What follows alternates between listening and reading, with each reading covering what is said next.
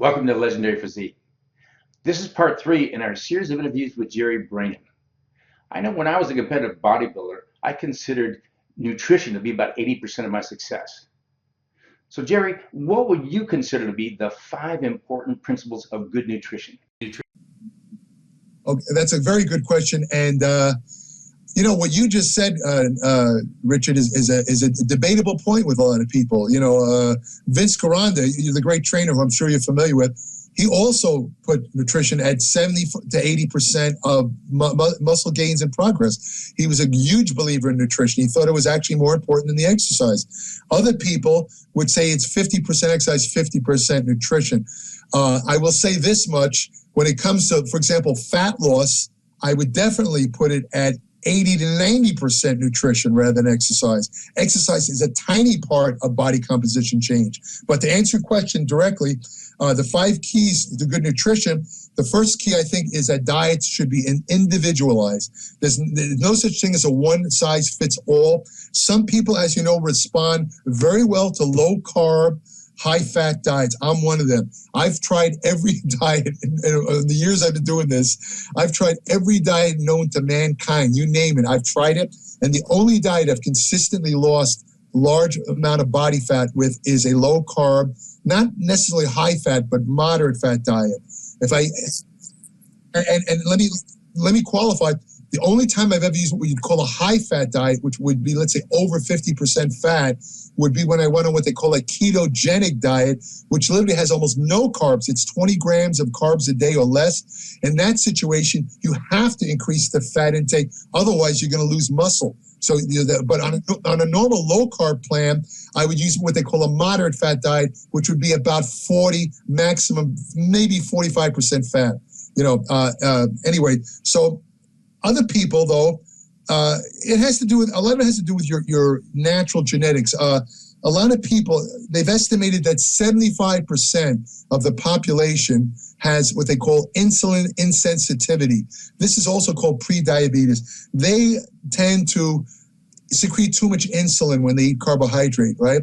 This tends to actually stimulate fat formation if they ingest too many calories and are not active, or the insulin will maintain their current levels of body fat. For these people, if they try and eat the most commonly recommended diet, which is a high carbohydrate, low fat diet, nothing happens. They get voraciously hungry and they lose weight so slowly. If they cut their calories, don't get me wrong. If you cut your calories low enough on any diet, you're going to lose fat. But they'd have to cut their calories so low that they're going to be voraciously hungry and they're not going to be able to stay in the diet. What is it? There's a certain word for I can't remember it. It starts with a C. But anyway, then they're gonna get off the diet. They're not going to stay. So the first principle is that you have to experiment and find out what works best for you. You found the low carb works for you. I found low carb. Some other guy who is not insulin sensitive, and Richard, I'm sure you've met many people. I think Robbie Robinson's one of these type of people. Robbie eats a lot of carbs. He doesn't put an ounce of fat on. He doesn't have this problem. In other words, and a lot of times it's not necessarily related to insulin. It's just that you tend to be able to maintain a more stable body composition if you keep your carbs down. You've been lean most of your life. The odds are you are not insulin insensitive, but through experience, you found that probably a high-protein, low-carb diet, it's easier for you to control your level of body fat. I'm making that assumption. That's correct. Okay, so in other words, you don't necessarily have to be insulin sensitive. But my point is, you need to experiment and find what works best for you. Arnold, for example, Arnold Schwarzenegger, what did he do? He didn't follow any kind of diet. What he did, he ate the same way all the way up to his show. All he did is he lowered the amount of food intake. He was a calorie guy. He would lower the amount of food intake, just eat the same food but lesser quantities. And that, of course, because he was taking a few calories, he'd get harder. There was a couple of years, though, as the contest drew closer, where Arnold was still not as cut as he wanted to be. In that situation, he did actually reduce the carbohydrate. He did that 1 or 2 years. And interestingly enough, Richard, a lot of people don't know this. This is going to be an exclusive. Is the years that he looked his best, I think it was 74 was one of them, that's when he was on lower carbs. The years when he He was Yeah, huge and shredded in 74. Remember how shredded he was? That was the years. That was when he was on lower carbs. And he never did zero carbs, but he lowered his carbs. The years that he was at his best, as far as muscle definition, he was on lower carbs. But anyway, and related to that, the second principle is calories do count. You know, I mean, I love low carb diets. I'm a big advocate, you know, as are you. But the truth is, a lot of these guys get a little carried away with it, you know. Where I've seen articles and books where they say calorie counting is passé. You know, if you follow a low carb diet, calories mean nothing. You can eat as many calories as you want.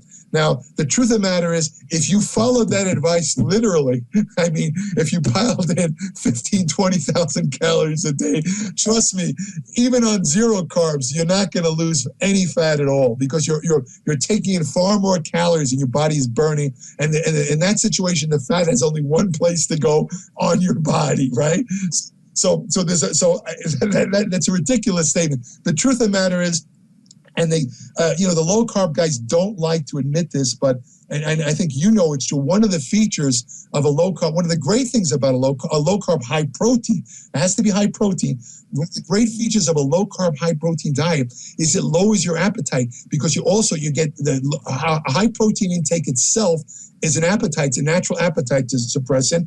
Not taking in carbs, you lower your insulin, so you're not as hungry most of the time. And the third thing is the ketones that result on a low carb diet also turn off your appetite, the appetite center in the brain. They turn off this certain neuropeptide that stimulates appetite, and it controls this other substance called ghrelin, which is produced in your gut after a meal, makes you voraciously hungry. All these things are controlled. So what's the net result? The net result is even if you don't realize it, after a while, if you consume a low carb, let's say moderate fat diet, you wind up eating less calories anyway.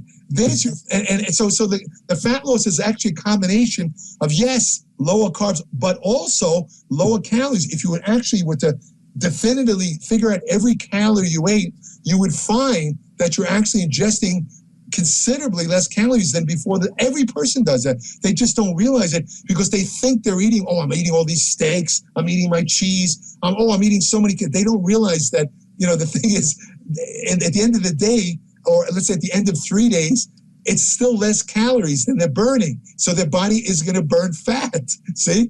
So calories do count. And anyone who says it doesn't is ridiculous. That's the thing.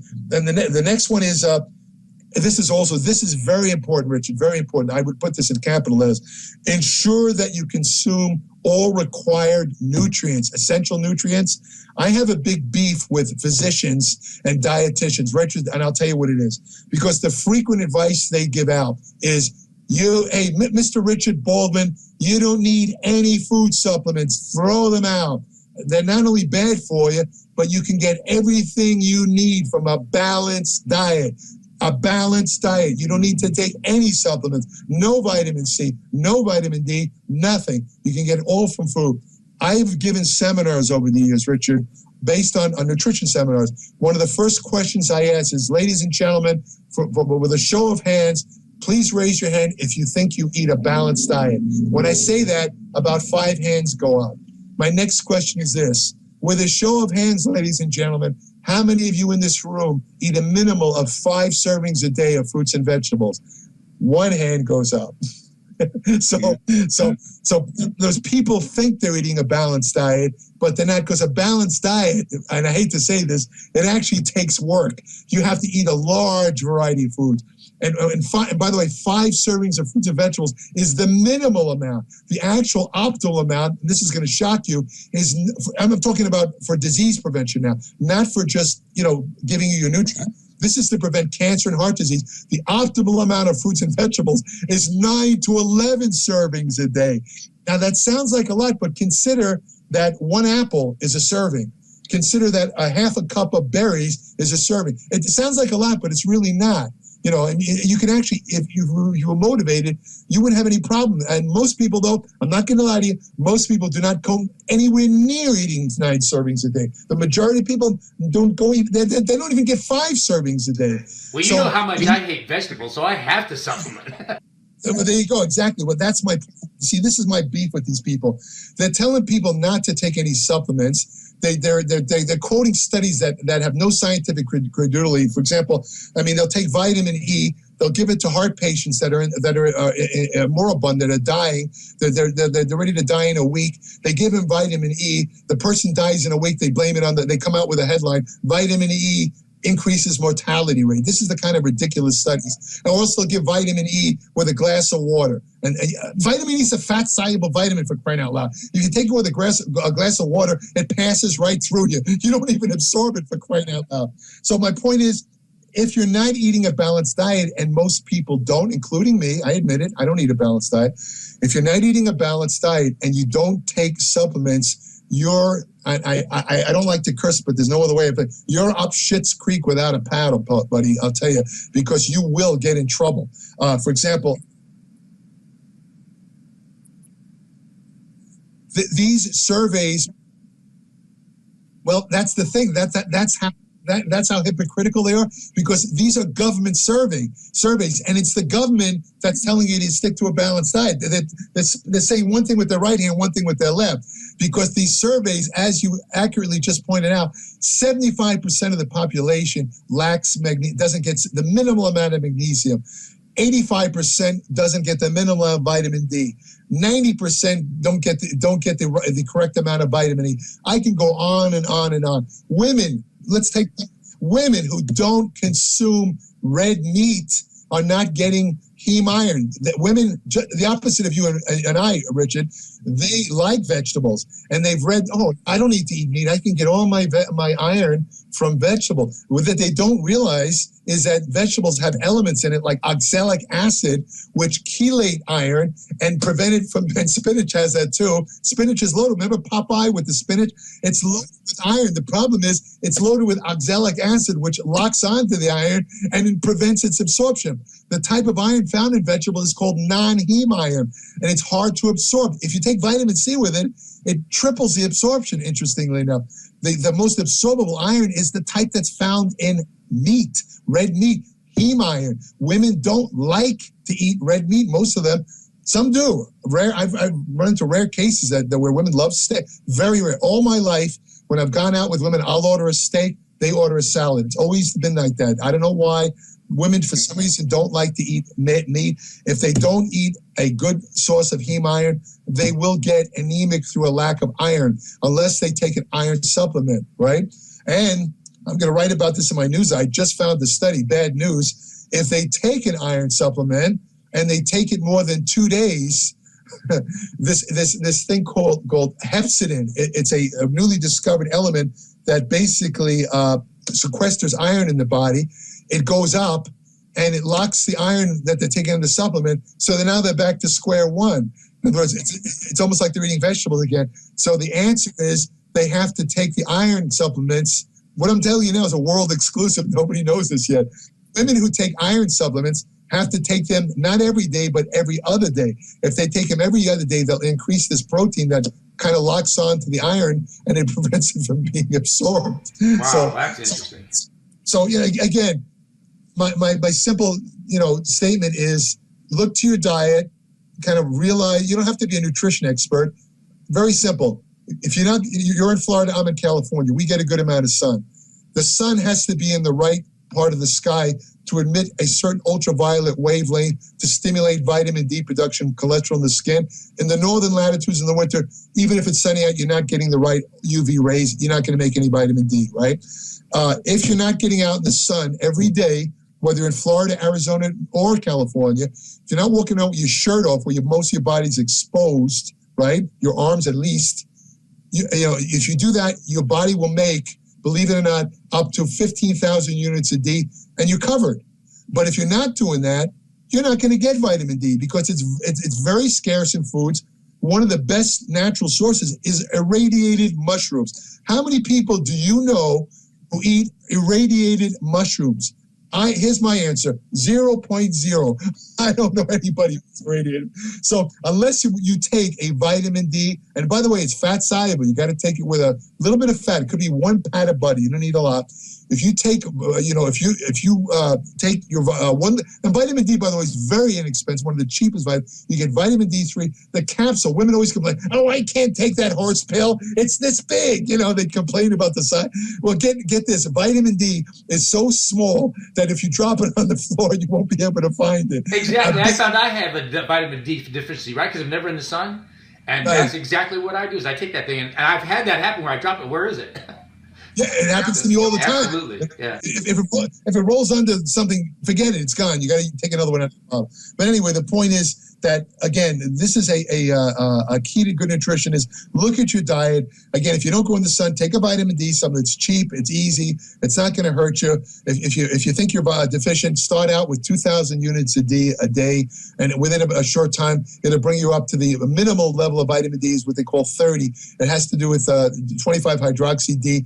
It's measured in numerals. 30 is the absolute minimum. The optimum is something like 55 to 60. I had mine. I take vitamin D. I just had a blood test about a month ago. Mine is 57, which is a very good. By the way, I do strongly suggest, I just quickly add, that everyone, when they get their next medical test, if you're not going out in the sun, you're not taking vitamin D, have a test done for 25 hydroxy D, it's called. It's only about $20. And if you're low on this test, you should immediately start taking vitamin D. If you're not low, don't worry about it. But the odds of not being low, if you don't go in the sun, are almost nil. Nil. Yeah. So the next one about that I would say is a high protein diet. I mean, a high protein diet is very important for weight loss. Like I said, it imparts satiety value, so you're not excessively hungry. And I think it's important because a lot of people, especially for older people, because, there's two things that happen when you get up past 40, well, actually past 50, and a lot of people, hydrochloric acid is produced in the stomach. Hydrochloric acid produced in the stomach is involved in the first step of protein digestion, the conversion of whole proteins into large chains of amino acids called polypeptides. And the thing that does this is as soon as a protein food source hits the stomach, the parietal cells that line the stomach wall secrete hydrochloric acid. The hydrochloric acid activates the first protein digesting enzyme, which is called pepsin, right? Now, the thing is, as you get older, you get this thing called achlorhydria, where people produce less and less stomach acid as they get older. This not only makes protein digestion much more difficult, but it also means that you also have to have that acid to absorb vitamin B. Well, not acid. You have to have this thing called intrinsic factor, also produced in the lining stomach, to absorb vitamin B12. A lot of people, older people, are walking around with undiagnosed vitamin B12 deficiencies. And get this, it looks superficially exactly like Alzheimer's disease. There's a lot of, it's pathetic.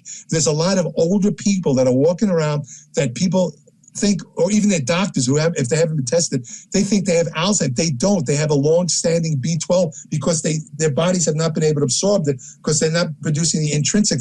If you give them a B12 injection, they're cured.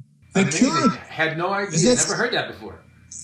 Very few people. Yeah, well, that's the main consequence of a long-standing vitamin B12 deficiency is degeneration of the nerves, because it's needed for the formation of this thing called myelin, which is this fatty substance that lines the neurons. Without B12, your body can't make myelin. You've heard of multiple sclerosis. That's caused by, it's an autoimmune disease where your antibodies attack the myelin sheath and they leave patches. That's multiple sclerosis. But with B12 deficiency, your body just doesn't make the myelin. And what happens is it gets so bad that the nerves degenerate, and usually it happens, like it starts in the lower part of the spine, but it also can happen in the brain. They found that older people with long-standing B12 deficiencies have what they call white matter intensities, where it's shocking, a large part of their brain has disappeared. It's just empty space, believe it, because the neurons have died because of the lack of myelin production from the lack of vitamin B12. So, there's another thing. I mean, if you're not eating animal protein foods, where are you going to get your B12 from? So, in other words, I'm saying a protein diet, obviously a higher protein, is very important if you're on any kind of diet. because it maintains lean tissue, which you don't want to lose. If you lose lean tissue like muscle, your resting metabolic rates go down, and your recidivism rate, that means gaining the weight back after a diet. For most diets, it's 98%. 98% of people who diet gain all the weight back and then some within 5 years. And a lot of that has to do with they dieted too strictly, they didn't exercise, they lost too much lean mass and muscle, their resting metabolic rate went down. Even eating normal amounts of food in that situation is not going to be burned, especially if they're on exercise. It's going to be stored as fat. Within almost overnight, they're fat again. You've seen this over and over again. Yeah. You know, the major problem in America, period. Major problem, exactly, a major problem. I remember look how many times Oprah Winfrey has gone up and down, up and down. I mean, a couple of years ago, she lost 57 pounds of fat by living on a fast, a type of a protein sparing fast. Supposedly, she got very slim. Then within a year, she blew up to 240 pounds. I mean, that's why I don't like diets. I try to, when I train people, I try to say, we're going to eat nutritionally. We're going to change your lifestyle. Actually, we're not going to go on some crazy diet. It's a better philosophy. I agree with that because, when you say diet, it sounds like some sort of regimented thing that they have to stick to. And honestly, most people, it has nothing to do with a personality flaw. Most people are not regimented enough to stick to a set plan day after day, year after year. But if you kind of like display it as a lifestyle, this is the way you eat that's going to keep you healthy, prevent disease, prevent body fat accretion. And it's not that hard. Here's a couple of basic principles to do. And other than that, do what you want, and that's much more acceptable to most people's brains, I believe. Yeah, that's why I have them keep a diary for about 2 weeks, and I figure out what they like to eat, and then I tweak it and try to keep as much of things they'd like to eat in there as possible, so they can stay on it. I agree with that. I think that's a very sound way to do it. And the last thing about this nutrition thing is, and this is something sheepishly I'm guilty of, and I guess you are too. Is you know what I'm about to say? Is do not cut out fruits and vegetables. It's a big mistake. Even Robert Atkins, who's considered the father of, even though he really isn't, the real father of low-carb diets, was a guy named Frederick Banting. I wrote about him in my newsletter. He used it back in 1860, but let's say he's the guru of a low-carb diet. Even in his later years, right, the modern guru. Even in his later years, even he suggested that if you want to use a low-carb diet to lose fat rapidly, start out with a ketogenic phase where it's like 20 grams or less.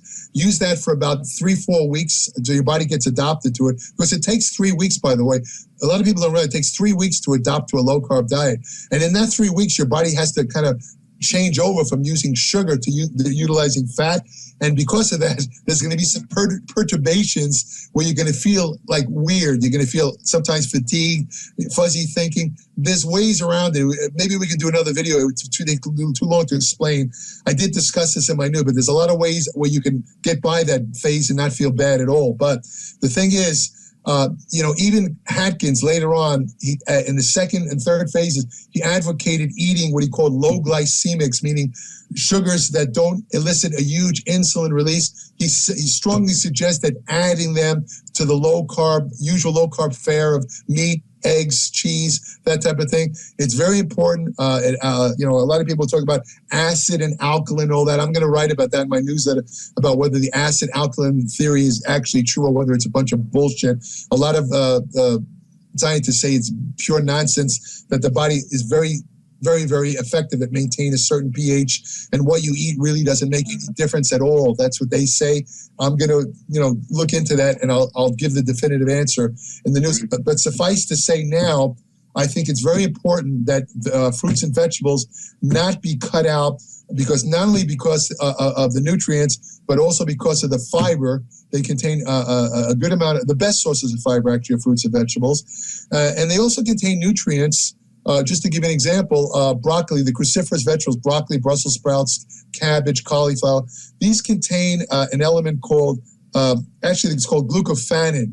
And glucophanin, when you eat it, when you chew on it, it's converted, there's an enzyme in these vegetables, already in the vegetable, this enzyme exists. It's called myrosinase. It converts glucophanin as you chew it or even cut it. Whatever you do, chew or cut these vegetables, the myrosinase is released. As soon as you do that, it converts the glucophanin in the vegetables into an element called sulforaphane. Sulforaphane is extremely potent natural element against cancer. It's amazing stuff. When you give it to rodents that are bred to have very serious cases of breast cancer, you give them sulforaphane, they just don't get breast cancer. No matter how many carcinogens you throw at them, they don't get breast cancer. And normally these rodents would always get breast cancer if left on their own. Sulforaphane, among other things, it activates a detoxification system in your liver called the phase 2 system. And now, let's say you ingest something that has carcinogens, like some people think artificial sweeteners or whatever. Now, when you activate the phase 2 enzyme system in the liver, which sulforaphane does, it takes the carcinogens you've ingested or inhaled, and it actually inactivates them. It causes them to lock on to certain salts or proteins, basically neutralizing the effect. They are then made water-soluble and excrete out of the kidneys. They do not give you cancer. It literally protects you. It's like a barrier to disease. And here's the point that I'm trying to make, Richard. This sulforaphane is not available there's no such thing as a broccoli. A broccoli supplement is a complete waste of money, because without the myrosinase to activate glucophanin, you don't get sulforaphane. Sulforaphane can't be made into a pill because, kind of like nitric oxide, it disappears. It tends to break down very fast. If you tried to put it in a pill form, by the time you got it, you'd just have a gelatin pill. There'd be no sulforaphane. The only way to get it is from fresh vegetables. You know what I'm saying? Especially these cruciferous vegetables. So again, it's one of the reasons why I strongly suggest is because you can only get these elements from these particular vegetables, and the particular fiber that's found in these vegetables does something else. And this you'll be interested in this, Richard, because this is very relevant to people on low carb diets. It turns out the type of fiber. Well, let me preface my remarks by saying, are you familiar with the term microbiome? Have you heard of that? Yes. You're talking about your gut bacteria? Exactly. The gut bacteria, the natural bacteria, which numbers in the trillions. You have more gut bacteria than you have cells in your body. The study of the microbiome is gigantic in medicine now. It's huge. It's just, for years ago they thought all it did for years, it's kind of like vitamin D. For years they thought vitamin D, all it did help you absorb calcium. Then they found out that these things called vitamin D receptors, they're all over the body, and it turns out that vitamin D activates over 1,000 genes. So vitamin D does a lot more than just stimulate calcium uptake. The same with the microbiome. For years they thought, it made a couple of vitamins, it helped make biotin, it helped make this, it helped make that, and maybe it helps prevent, some food poisoning, but that's all it does. But they were completely wrong. 99% of your immune response it comes from the microbiome. Think about that. Think of the implications there. Microbiome, the bacteria, the balance of the bacteria in your intestines affects how you digest and utilize fats and carbohydrates. If you have a certain imbalance, all the carbs you take in are going to be tended to go the fat pathway. If you have the other one in balance, the carbs you take will be burnt. See, that's another reason. Now, what you say, okay, this is nice. And by the way, I had planned to do, this is kind of funny, I had planned to do an article, and I still probably would, on the microbiome, explaining all the nuances and all that absolutely fabulous and mind-boggling things associated with it. But I've been gathering research, and it's now like it's probably thousands of pages, and just to do this one article, it would probably take me 2 months to read through this. It's just overwhelming. It's too big to do for one. So what I'm going to do is I'm going to probably write in different aspects, like the fat loss effect, the anti-cancer effect, the heart disease, rather than write one big article. It's just too much information. But anyway, and there's been a couple of books on the microbiome. They're pretty good, but they leave out a lot of what I found. A lot of these books that are out, I've read about 7 books on my own written by various physicians where they're talking about the health effects of the microbiome. But unfortunately, they leave out a lot of real practical information, which I will cover in my newsletter. But you're saying to me, okay, this is nice, but what does this all have to do with low carb diet? Well, it turns out that this is one of the things that they found. When you follow a low carb diet, sadly, because of the lack of fiber inherent in a lot of these low carb diets, you tend to kill off your microbiome. They die.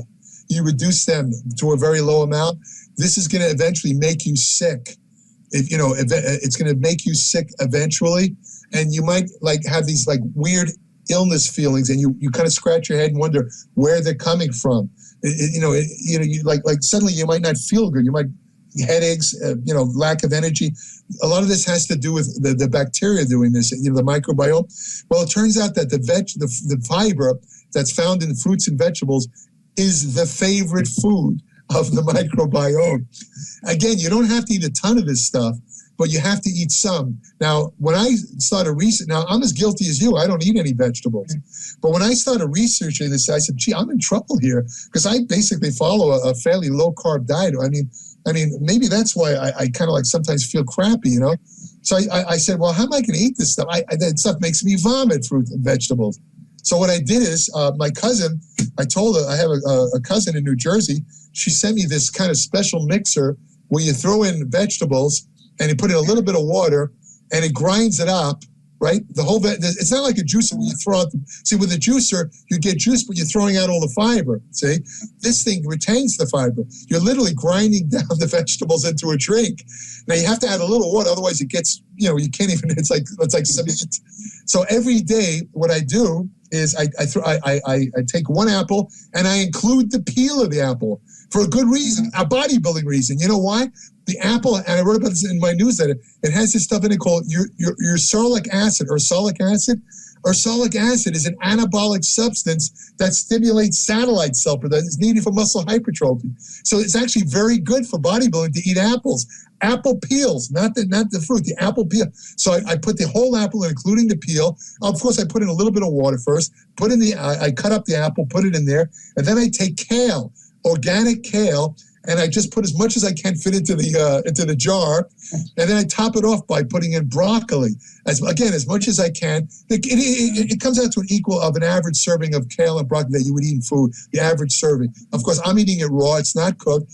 When the thing mixes and the thing cuts up the vegetables, think about it. It's already making sulforaphane. It's a built-in system. What I'm drinking is absolute, pure, fresh sulforaphane, and I'm getting the fiber I need for my microbiome.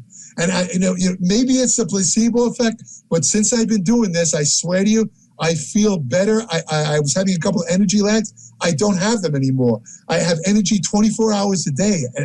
Again, maybe I wrote a big article. You probably read on the placebo effect. I'm probably doing it to myself here. I mean, it's very powerful. Very powerful. It's very easy to hypnotize yourself into believing anything. So maybe I'm doing that, but all I know is I finally found a way to eat some of the best vegetables. I'm going to experiment. I'm going to try. I'm trying to figure out right now, even as we speak. I've been telling people a lot about nitric oxide and beet juice. I'm trying to figure out a way to get beet juice in there. It kind of like, I have a dreaded feeling about it. Beets make me sick to even, I have to turn my head away. How am I going to drink this stuff? But, the research is just so compelling. There's no other way. I want to try what I've been telling people to do, which is take 8 ounces of beet juice 30 to 45 minutes before a workout. If you take it with 4 cups of coffee, your time to exhaustion increases by 46%. Think about that. Imagine 46%. You could think about what that does to your training intensity. And by the way, this is not age related. The older you are, the better it works. It's the opposite of a lot of other things. This system with the beet juice doesn't work as well in younger people. The older you are, the better it works. It has to do with the fact that as you get older, you're not as efficient at producing nitric oxide. So if you take something that's going to stimulate it, it's like a miracle drug. News, that's good news, That's good news, isn't it? Yeah. So that was my last thing about the trip, about find a way, if you have to do what I do, mix it in a blender, do something, but get those fruits and vegetables in, and please, please, please, this is tangential to what I'm saying, but don't believe that crap you read about fructose. I see so many people telling, listen, as a bodybuilder, you cannot eat fruit because that fructose will make you fat as a pig. That's what they say. Well, they're overlooking a couple. I'll just say real fast. First of all, the amount of fructose in most fruits is minuscule. Second of all, you'd have to eat pounds of it to get a lot of fructose. Second of all, what they found is the natural fiber that, let's say in apples or other fruit, it kind of like tempers the fructose effect. It never hits you fast. and it actually prevents it from being converted into triglycerides, which is the big problem with fructose. The big problem is not fructose naturally found in fruit. The problem with fructose is high fructose corn syrup, which is processed fructose. That's in the processed foods. That stuff is garbage. That stuff will make you fat. But here's a rule of thumb. Everybody listening to this, make note of this. You will not get fat from fructose, pure fructose, unless you consume more than 5 ounces of pure fructose, 100 grams, 5 ounces. You have to take in more than 5 ounces of fructose a day to gain any kind of increased triglyceride from it. And to do that, you have to be literally sitting on your ass, not moving. So the notion that eating fruits is bad because of the fructose is absolute bullshit. It's garbage. Jerry, I think that was excellent advice and information, and I hope our viewers take it to heart on their way to their own legendary physique. So, Jerry, tell us about your monthly newsletter at appliedmetabolics.com. My philosophy of this newsletter is I want to give like solid evidence-based information, no crap. It has no ads. I'm not associated with any supplement company, and I'm trying to focus on stuff that's not appearing all over the internet, kind of off the road stuff. I mean, I'm giving basic information for people that don't know this stuff, about protein and how to eat and how to prepare, nutritionally exercise for if you want to compete in bodybuilding or physique.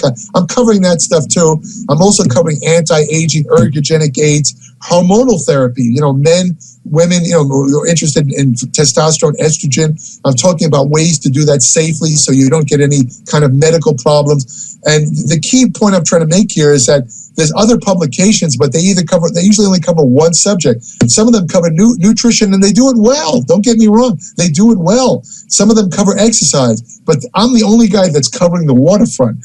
I mean, I cover about 10 different subjects. Well, thanks, Jerry, for sharing your 5 principles of good nutrition.